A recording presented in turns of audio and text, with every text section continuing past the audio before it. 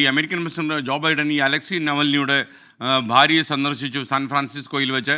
മാത്രമല്ല, നവൽനിയുടെ മരണത്തിന് ആരെങ്കിലും ഉത്തരവാദികളാണെങ്കിൽ അവർക്കെതിരെ നടപടിയെടുക്കുമെന്ന് കൂടി അമേരിക്കൻ പ്രസിഡന്റ് പറഞ്ഞു വയ്ക്കുന്നു. അപ്പോൾ യഥാർത്ഥത്തിൽ ഈ നവൽനിയുടെ മരണത്തിൽ അമേരിക്ക നേരിട്ട് ഇടപെടും, പ്രത്യേകിച്ച് ഒരു രാജ്യത്തിൻ്റെ ആഭ്യന്തര കാര്യമാണ്, ഒരു ക്രിമിനൽ ആക്ടിവിറ്റിയാണ് എങ്കിൽ പോലും അതിൽ ഇടപെടുമെന്ന രീതിയിലാണ് പ്രസ്താവന വന്നിരിക്കുന്നത്. അമേരിക്കൻ മീഡിയ ഇതെങ്ങനെയാണ് കൈകാര്യം ചെയ്തിരിക്കുന്നത്? അമേരിക്കയിലെ മുഖ്യധാര മാധ്യമങ്ങളെല്ലാം വലിയ പ്രാധാന്യത്തോടു കൂടിയാണ് കാലിഫോർണിയയിൽ നിന്ന് വരുന്ന ഈ കൂടിക്കാഴ്ചയെ പറ്റിയുള്ള വാർത്തകൾ കൊടുത്തിരിക്കുന്നത്. ഇവരുമായിട്ടുള്ള കൂടിക്കാഴ്ചയുടെ ചിത്രം ജോ ബൈഡൻ സമൂഹ മാധ്യമത്തിൽ പങ്കുവെക്കുകയും ചെയ്തിട്ടുണ്ട്. അലക്സി നവൽനിയുടെ ഭാര്യ ഹൂലിയാൻ നവൽനയും അതുപോലെ തന്നെ മകൾ ഡാഷയുമായിട്ടുള്ള കൂടിക്കാഴ്ചയായിരുന്നു സാൻ ഫ്രാൻസിസ്കോയിൽ നടന്നത്. 47 വയസ്സ് മാത്രം ഉണ്ടായിരുന്ന അലക്സിയ ജയിലിൽ വെച്ച് കൊല്ലപ്പെട്ടതിന്റെ പിന്നിൽ പുടിനാണെന്നുള്ള ആരോപണമാണ് ഭാര്യ ഉന്നയിച്ചിരിക്കുന്നത് അമേരിക്കൻ പ്രസിഡന്റിനോട്.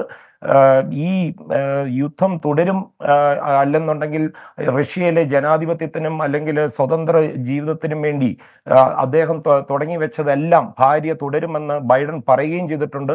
അത് മാത്രമല്ല, ഇതിനോടുള്ള ഒരു തിരിച്ചടി പോലെ തന്നെ വൈറ്റ് ഹൗസിൽ നിന്ന് റഷ്യക്കെതിരെ പുതിയ ഉപരോധങ്ങൾക്കുള്ള പദ്ധതിയും ഇടുന്നുണ്ട്.